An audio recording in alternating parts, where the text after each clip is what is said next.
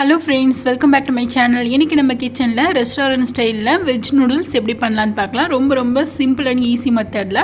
அதுக்கு முன்னாடி நீங்க இன்னும் நம்ம சேனலை சப்ஸ்கிரைப் பண்ணலைனா மறக்காம சப்ஸ்கிரைப் பண்ணிக்கோங்க. இதுக்கு பாத்தீங்கன்னா ஒரு 3 கிளாஸ் தண்ணி வந்து ஒரு பாத்திரத்துல வச்சிருக்கேன். இதுல 1/2 டீஸ்பூன் உப்பு, 1 ஸ்பூன் அளவுக்கு எண்ணெய் சேர்த்துட்டு இது நல்லா கொதிக்கட்டும். கொதிச்சதுக்கப்புறம் இதில் ஒரு 70 கிராம்ஸ் அளவுக்கு நான் வந்து இந்த நூடுல்ஸ் வாங்கி வச்சுருக்கிறேன். இதையும் சேர்த்துக்கலாம். சேர்த்துட்டு ஹை ஃப்ளேமில் ஒரு 5 நிமிஷம் வேக வச்சா போதும். நம்ம வந்து குழையிற அளவுக்கு ரொம்பலாம் வேக வைக்கக்கூடாது. ஒரு 5 நிமிஷம் வேக வச்சாவே இது போதுமானதாக இருக்கும். இப்போ இதை வந்து தண்ணி வடிகட்டிட்டு லைட்டாக ஆற விட்டுருங்க. இப்போது இன்னொரு கடாயில் ஒரு 2 ஸ்பூன் அளவுக்கு எண்ணெய் விட்டுடலாம். கூடவே 6 பல்லு பூண்டு வந்து பொடியாக நறுக்கி வச்சுருக்கிறேன். அதையும் சேர்த்து நல்லா ஒரு அரை நிமிஷத்துக்கு நல்லா வதக்கி விட்டுடலாம். இது கூட ஒரு பச்சை மிளகாய் பொடியாக நறுக்கி வச்சுருக்கிறேன். அதையும் சேர்த்துக்கலாம். ஒரு மீடியம் சைஸு பெரிய வெங்காயத்தை நீல வாக்கில் கட் பண்ணி வச்சுருக்கிறேன். அதையும் சேர்த்து வெங்காயம் கண்ணாடி பதம் வர வரைக்கும் நல்லா வதக்கி விட்டுக்கோங்க. இப்போ இதில் வெஜிடபிள்ஸ் சேர்த்துடலாம். ஒரு கேரட் வந்து நீல வாக்கில் கட் பண்ணி வச்சுருக்கிறேன். கூடவே வந்து கேபேஜும் கேப்சிகமும் சேர்த்துடலாம்.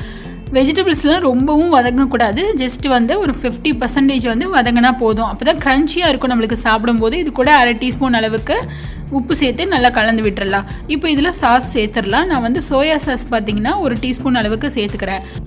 கூடவே 1/2 டீஸ்பூன் அளவுக்கு க்ரீன் சில்லி சாஸ், 1 டீஸ்பூன் அளவுக்கு ரெட் சில்லி சாஸ் சேர்த்துக்கிறேன். 1 டேபிள் ஸ்பூன் அளவுக்கு டொமேட்டோ சாஸ் வந்து சேர்த்துக்கலாம். டொமேட்டோ சாஸ் வந்து கூடுதலாக சேர்க்கும் போது நல்ல ஸ்வீட் அண்ட் டேஸ்ட்டாக நல்லாயிருக்கும். இப்போ வந்து இதை நல்லா மிக்ஸ் பண்ணி விட்டுடலாம். இப்போ ஆல்ரெடி நம்ம வேக வச்சு லைட்டாக ஆற வச்சுருக்கிற நூடுல்ஸையும் இதில் சேர்த்துக்கலாம். இந்த மாதிரி நம்ம ஆற வச்சு சேர்க்கும் போது நூடுல்ஸ் வந்து ரொம்பவே நல்லாயிருக்கும். இப்போ வந்து இதை சேர்த்துட்டு இது நல்லா குயிக் மிக்ஸ் பண்ணிடுங்க. வெஜிடபிள்ஸும் வந்து நூடுல்ஸும் நல்லா கலக்கிற அளவுக்கு நல்லா மிக்ஸ் பண்ணி விட்டுருங்க. ஹை ஃப்ளேம்லேயே வச்சு 1 நிமிஷம் நல்லா சட்டுன்னு நல்லா மிக்ஸ் பண்ணி விட்டுருங்க.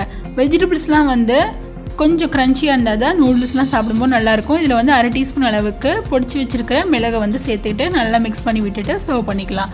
அவ்வளோதான், நம்மளோட நூடுல்ஸ் வந்து ரெடி ஆகிடுச்சு. இப்போ வந்து ஸ்டவ் ஆஃப் பண்ணிடலாம்.